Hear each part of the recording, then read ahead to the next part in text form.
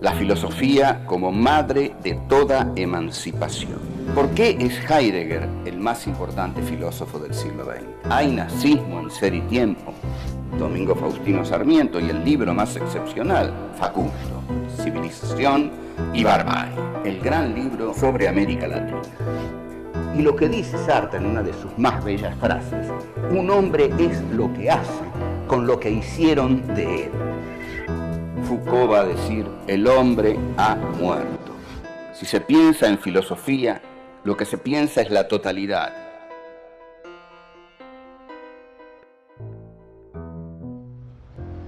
Encuentro 9.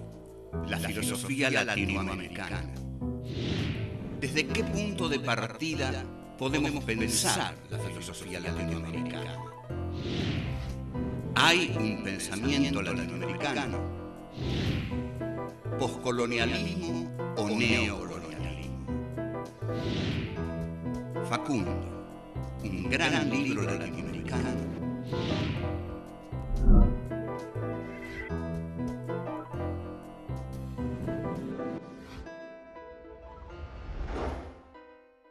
Nos vamos a empezar a ocupar de la filosofía latinoamericana. Aquí ya está el primer problema.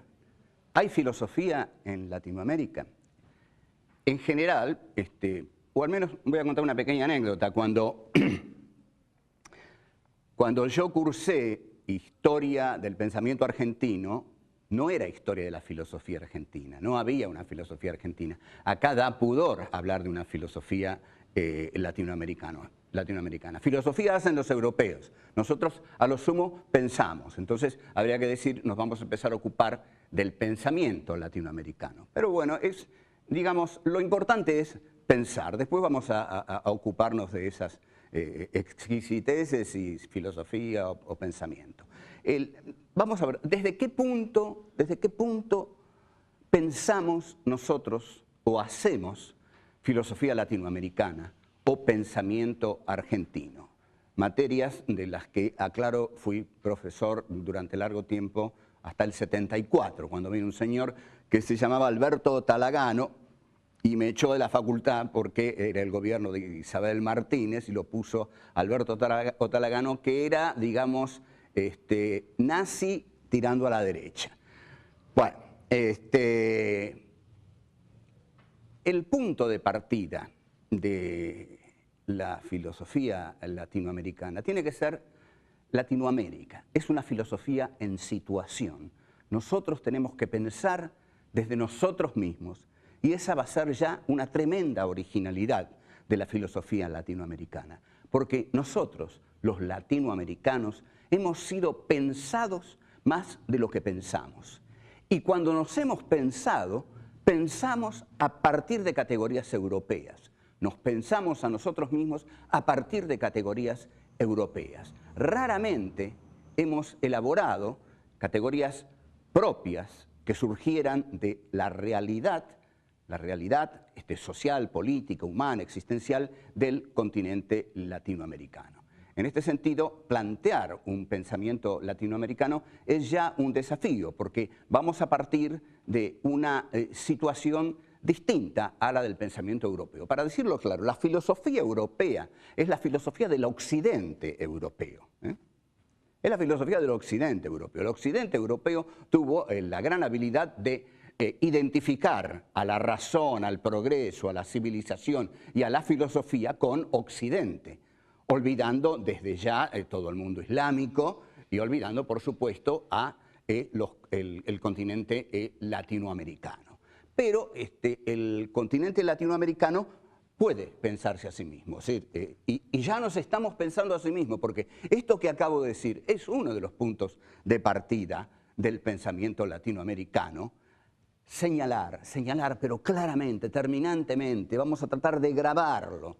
Y esto le va a molestar a muchos, ¿eh? La filosofía, tal como se la entiende, es la filosofía del occidente europeo, que nace en los griegos, en el Mediterráneo, siglo V a.C., y llega hasta Derrida, hasta Jacques Derrida, hasta Foucault, hasta los estructuralistas, postestructuralistas que ahora triunfan en la academia norteamericana, que los asume y tienen un poder enorme. En cambio, nosotros tenemos que pensarnos a partir de nosotros mismos, de Latinoamérica, pensar como Latinoamérica, como latinoamericanos. Eso quiere decir, y esta es la pregunta del desafío, que quizás no somos parte de la historia de Occidente, o que quizás somos una particularidad de la historia universalizadora de Occidente, o que quizás hemos sido arrasados por el poder de Occidente. La teoría que yo voy a sostener es que América como los territorios asiáticos y África, la India, China, fueron colonizadas por las potencias europeas.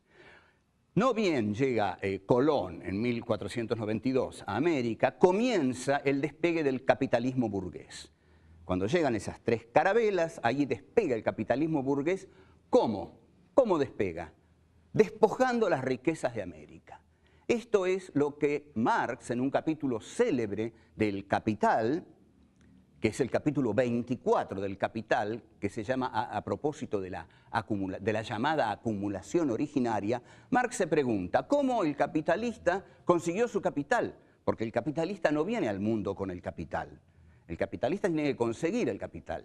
O sea, la civilización burguesa tuvo que hacerse poderosa. ¿Cómo se hizo poderosa? Saqueando a su periferia. Saqueando a su periferia. La conquista de América es para llevarse el oro de América hacia los países centrales. Y esa es el fundamento de la acumulación originaria del capital europeo y su posible despegue.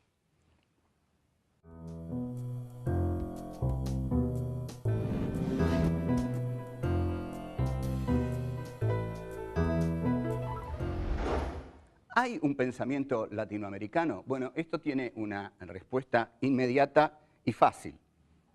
También un poco orgullosa, digamos. Nosotros estamos aquí, estamos haciendo un curso de filosofía por televisión y desde la República Argentina, que no es Europa. Aunque lo intentó ser, digamos, en algún momento estuvo muy orgullosa de ser Europa, digamos, al comienzo del siglo pasado, pero ese es otro tema. ¿Hay un pensamiento latinoamericano? Sí, nosotros aquí pensamos en situación, pensamos como argentinos, no podemos pensar como otra cosa. Aunque quisiéramos pensar como un europeo, no podríamos, porque no somos europeos, porque los únicos que pueden pensar como europeos son los europeos. O sea, que esto que nosotros estamos haciendo aquí, que estamos tratando de pensarnos, es filosofía latinoamericana. Ahora, lo que potenció el pensamiento europeo, lo que lo hizo y lo hace posible, lo que hizo de Europa una potencia central, ubicada en la centralidad del mundo, fue el genocidio americano. Es decir, cuando llega nuestro amigo Colón, en ese día que llamamos absurdamente de la raza, ahí se inicia el despegue del capitalismo europeo. Ahí comienzan las naves, los galeones españoles se llevan todo el oro a España. Como España en esa época, no sé ahora, era una nación un tanto indolente, no hacía nada con el oro, entonces aparecen los piratas. ¿Y qué hacen los piratas ingleses? Le roban el oro a los galeones españoles. Le roban el oro a los galeones españoles y se lo llevan a Gran Bretaña. Gran Bretaña es una nación industrialista, pujante, y hace el capitalismo. Entonces, cada vez más ese capitalismo se va concentrando en Europa. Ahora sí, ese capitalismo responde a un genocidio latinoamericano que se calcula entre 30, 50 o 70 millones de muertos.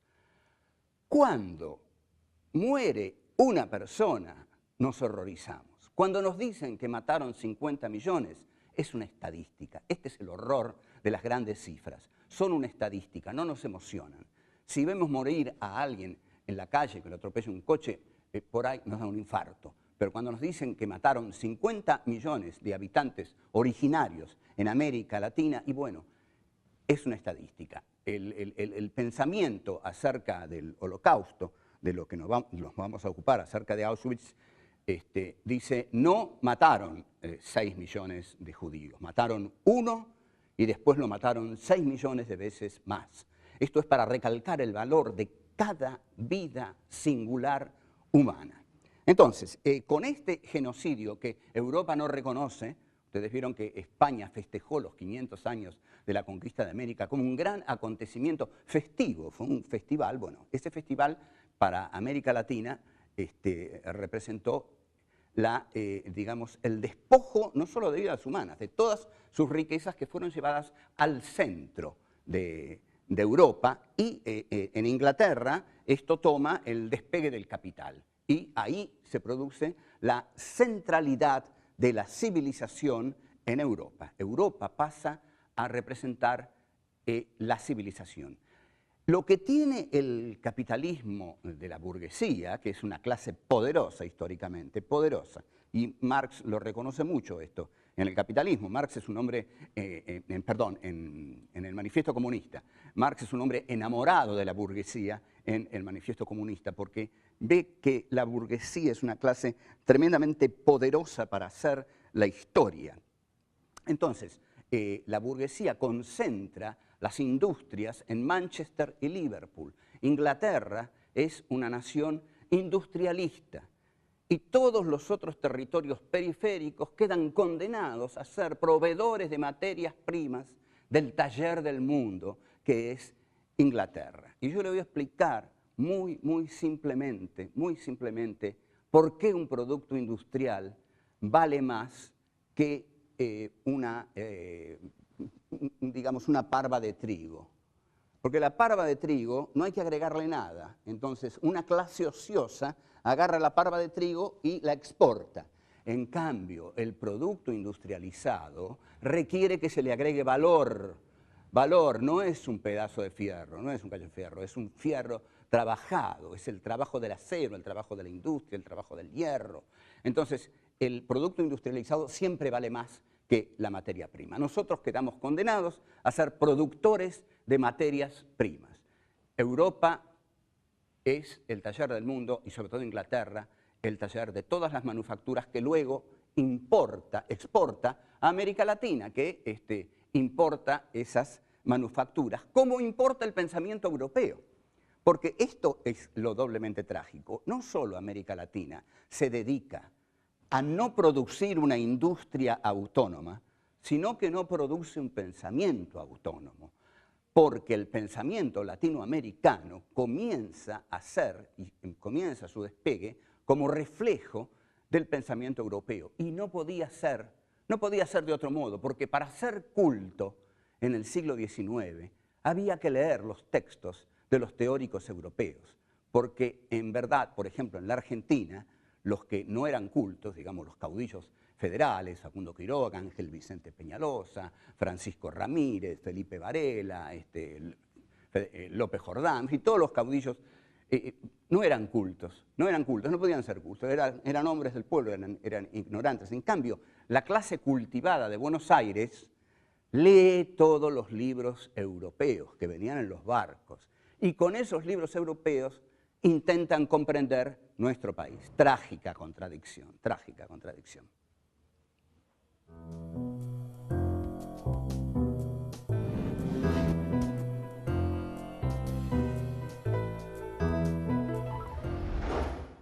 Hay una corriente filosófica que se estudia todavía en las academias y que tuvo mucho desarrollo, que es la llamada teoría postcolonial.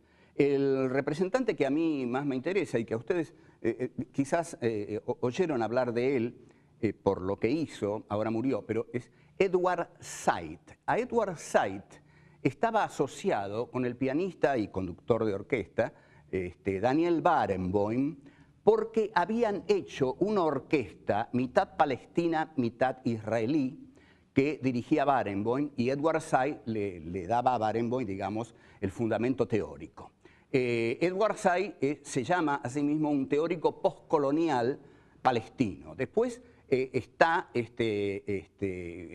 Gayatri Spivak de la India y está Homi Bhabha, pero ellos están equivocados. La situación que ellos describen no es postcolonial. Digamos, nadie puede decir que la India es un territorio que ha dejado de ser una colonia definitivamente, o Palestina, o Argelia, digamos. Son territorios neocoloniales. Esta es una definición que le corresponde a Tullio Alperín Donghi, que lo cito porque es digamos, un historiador muy prestigioso, que se fue de la Argentina en 1966, hizo una gran carrera académica en los Estados Unidos. Entonces, si uno lo cita a Tullio Alperín Donghi, queda bien, queda bien. Entonces, Tullio Alperín Donghi dice el pacto neocolonial, habla del pacto neocolonial. Vamos a hablar del pacto neocolonial. ¿Qué es la Revolución de Mayo? La Revolución de Mayo es el pacto neocolonial que Buenos Aires hace con las potencias europeas hegemónicas de ese momento, Inglaterra y Francia, sobre todo Inglaterra en lo económico, Francia en lo comercial, y reniegan de España, ¿no? Es salir de España para entrar en la órbita de Inglaterra y Francia. Ese es el pacto neocolonial. Ahora, Spivak, Edward Said, Homi Bhabha dicen que ellos escriben teoría postcolonial. No hay postcolonialismo, porque el colonialismo no terminó. No hay postcolonialismo.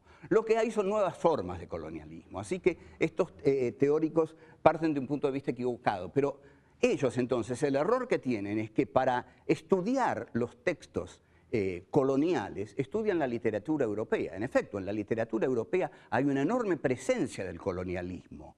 Por ejemplo, estudian Jane Austen, estudian El corazón de las tinieblas de Joseph Conrad y ahí descubren los elementos colonialistas que hay en esa literatura. Bueno, nosotros no necesitamos de ningún texto europeo.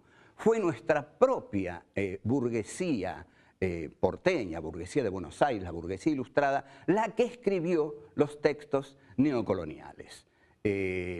A ver si está claro esto, no tuvimos que ir a buscar, digamos, las teorías colonialistas en los europeos. Fueron escritas por nuestra ilustrada burguesía de Buenos Aires. Por supuesto, se basaron en libros europeos, pero las escribieron ellos mismos y brillantemente, con gran talento y el más talentoso de todos, el que escribe un libro desmedido, desmesurado, genial, contradictorio, digamos que uno lo odia, lo detesta, lo ama, lo admira, que es una mezcla de novela, ensayo, psicología de los personajes, estudio geográfico, todo.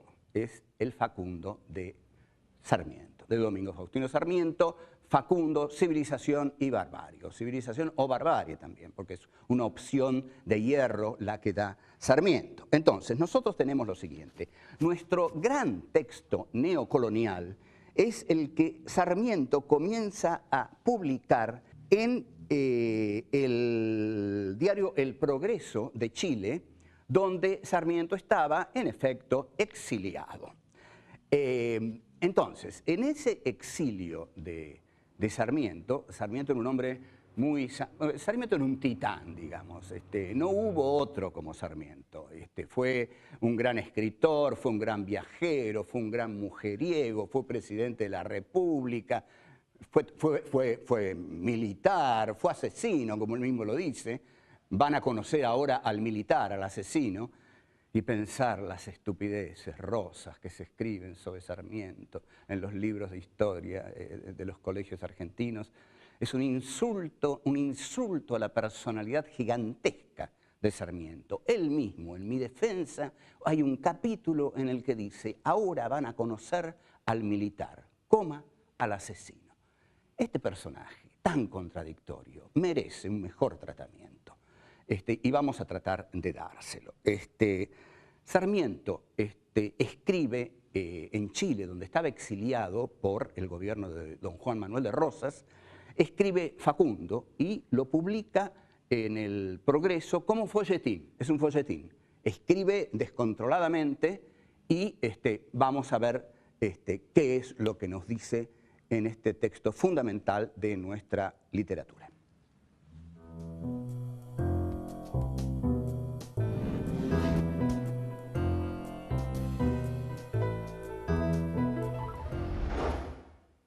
La pregunta ¿es Facundo un libro americano?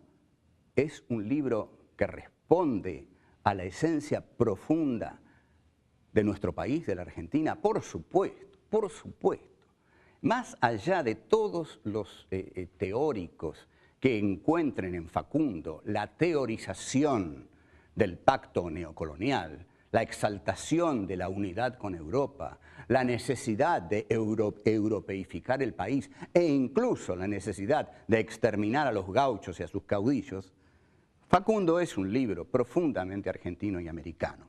¿Por qué? Ustedes observen lo siguiente, Sarmiento no escribe la biografía de Rivadavia, Sarmiento no escribe la biografía, ni siquiera la de San Martín, como hace Mitre, digamos, que escribe la biografía de los grandes hombres de la historia argentina, ¿no? San Martín, Belgrano. No, Sarmiento se mete con lo que yo llamo el barro de la historia. Sarmiento escribe la biografía de Juan Facundo Quiroga, no escribe la biografía del general Paz. No escribe la biografía del general Paz, que para Sarmiento era la esencia del militar a la europea.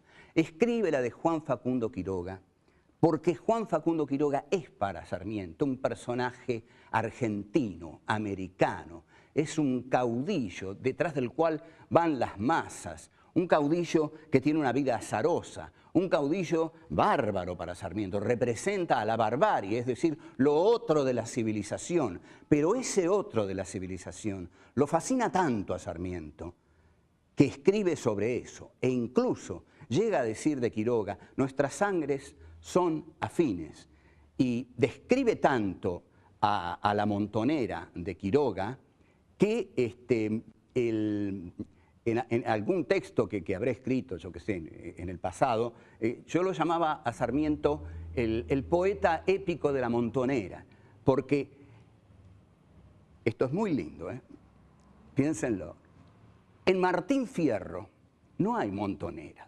El Martín Fierro que es tomado como el canto al gaucho, lo que hay es el gaucho derrotado, el gaucho llorón, el gaucho que se va a la frontera con el sargento Cruz, se queda entre los indios y cuando vuelve manso, vuelve a trabajar. El que obedeciendo vive nunca tiene suerte blanda, mas con su soberbia agranda el rigor en que padece. Escuchen, obedezca el que obedece y será bueno el que manda. Bueno, ese que digamos no es una consigna muy combativa, ¿no? Pero, ¿por qué? Porque el gaucho Martín Fierro es el gaucho derrotado que está pidiendo permiso para formar parte del sistema que ya hegemoniza Buenos Aires. Facundo Quiroga no. El gaucho que pinta Sarmiento es el gaucho de la montonera guerrera, el gaucho del gran caudillo de La Rioja, Facundo Quiroga, que guerrea contra el general Paz en Oncativo, en La Tablada, que llega a Buenos Aires, que cambia cartas con Rosas, que Rosas lo manda en esa misión al interior, que lo matan en Barranca Yaco. Es una vida llena de acontecimientos, no es la vida del señor Rivadavia. No es la vida del señor Rivadavia que hacía, digamos, negocios con la Baring Brothers. Y ojo, esto no es revisionismo, yo no hago revisionismo. Y el que crea que yo hago revisionismo, le aviso lo siguiente, a los que crean que yo hago revisionismo histórico. Yo lo olvidé al revisionismo histórico. Yo estudio la historia argentina desde el libro de Theodor Adorno y Max Horkheimer, Dialéctica del Iluminismo, y desde el Heidegger II, los cuales demuestran que la acción del colonialismo y del imperialismo en los países periféricos fue nefasta. Y ustedes díganme si nosotros podemos hablar del progreso, como hablaban Mitre, Sarmiento, la generación del 80, ¿dónde está el progreso? ¿Dónde está el progreso de la periferia? O sea, ¿de qué sirvió la colonización de la burguesía europea? No sirvió. Las naciones siguen atrasadas, tan atrasadas como estaban antes de que fueran las burguesías europeas, o más, porque de haber podido seguir su desarrollo, habrían quizás tenido una autonomía y una dignidad nacional mayor. Pero Sarmiento es entonces este gran escritor argentino. Lo que escribe Sarmiento es la vida de Quiroga, la vida del fray Félix Aldao, que era un montonero, la vida del Chacho. Escribe la vida del Chacho, de Ángel Vicente Peñalosa, a quien la burguesía de Buenos Aires, dirigida por Mitre y por Sarmiento, lo matan en Olta y le cortan la cabeza y la clavan en una pica en la plaza de Olta. Y Sarmiento dice, muy bien, así es como se hace. Entonces, este tipo sanguíneo, este tipo talentosísimo, escribe en un lenguaje profundamente argentino. Cuando Sarmiento le manda su libro al gramático cubano Mantilla, aquel no lo puede creer. Alguien que en América escribe en un lenguaje americano, que se ocupa de temas americanos, de personajes americanos. Entonces, a diferencia del Martín Fierro, Facundo agarra al gaucho en su momento más combativo, cuando el gaucho se está enfrentando a Buenos Aires, cuando todavía está peleando por su autonomía, cuando todavía no lo derrotaron. El gaucho antes de la batalla de Pavón de 1861, donde Urquiza se retira y le deja la batalla y el triunfo a Mitre, traiciona al federalismo y ahí el federalismo pierde la batalla, además con la guerra del Paraguay. Ese gaucho derrotado es el que toma Hernández en el Martín Fierro. Esto que yo estoy diciendo es pensamiento argentino. Esto es filosofía nacional. Estamos pensando sobre nuestra historia, sobre nuestros libros, sobre lo que nos pasó a nosotros. Estamos tratando de entender lo que nos pasó a nosotros. Entonces, lo que nos pasó a nosotros es lo siguiente. Ganó la burguesía de Buenos Aires y ganó la oligarquía terrateniente. Hicieron no un país, hicieron una ciudad. Una ciudad le ganó a un país. Se construyó una ciudad en lugar de un país. Todo el resto quedó condenado a la pobreza y más o menos ahí sigue todavía.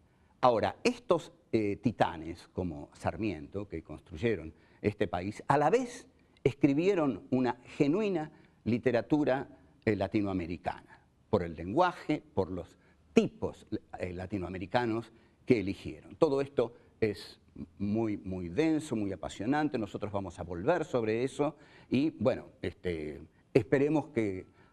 Bueno, a mí me gusta mucho todo esto. Si yo se lo puedo transmitir, voy a ser muy feliz. Bueno, hasta luego.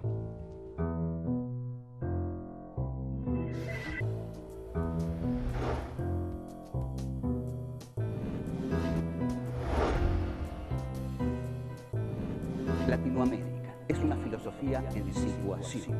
Nosotros tenemos que pensar desde nosotros mismos. La filosofía, tal como se la entiende, es la filosofía del occidente europeo. La conquista de América es para llevarse el oro de América hacia los países centrales.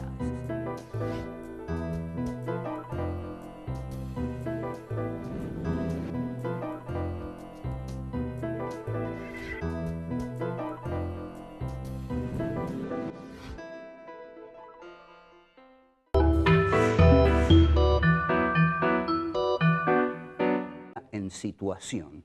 Nosotros tenemos que pensar desde nosotros mismos y esa va a ser ya una tremenda originalidad de la filosofía latinoamericana, porque nosotros, los latinoamericanos, hemos sido pensados más de lo que pensamos.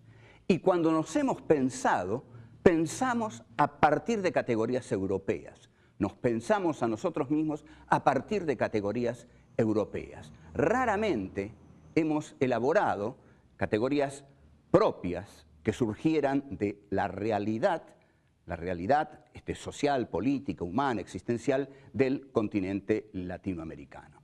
En este sentido, plantear un pensamiento latinoamericano es ya un desafío, porque vamos a partir de una situación distinta a la del pensamiento europeo. Para decirlo claro, la filosofía europea es la filosofía del occidente europeo.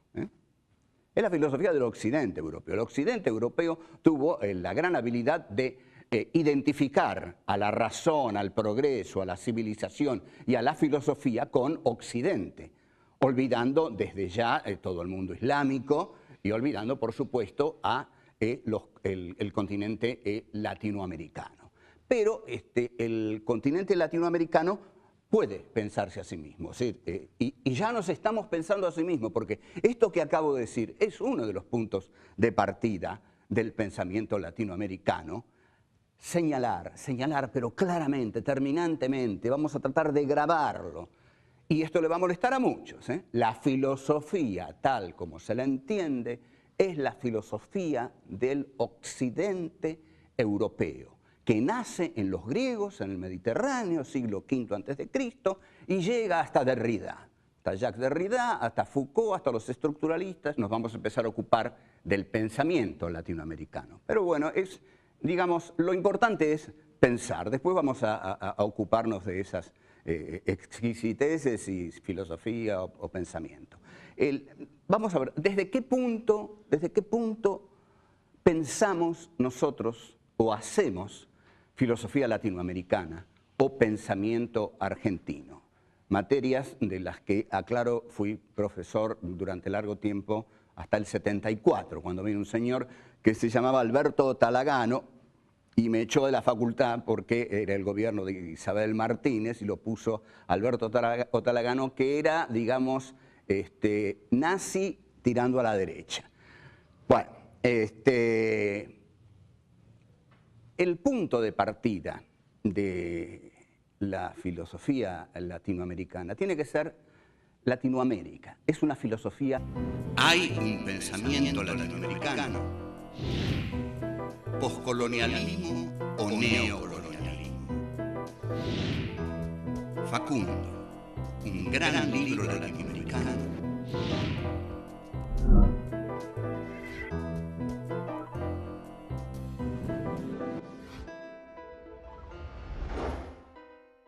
Nos vamos a empezar a ocupar de la filosofía latinoamericana.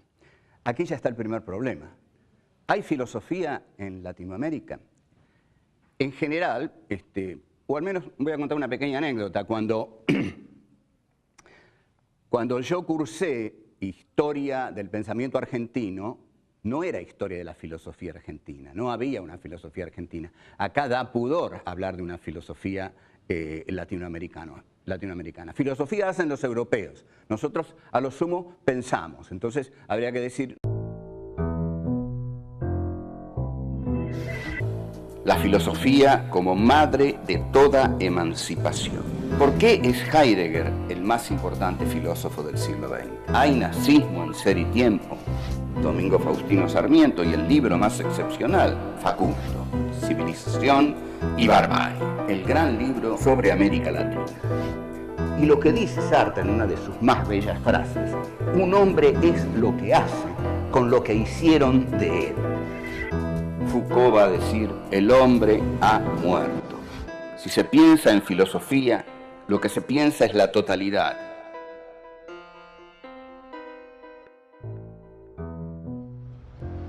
Encuentro 9.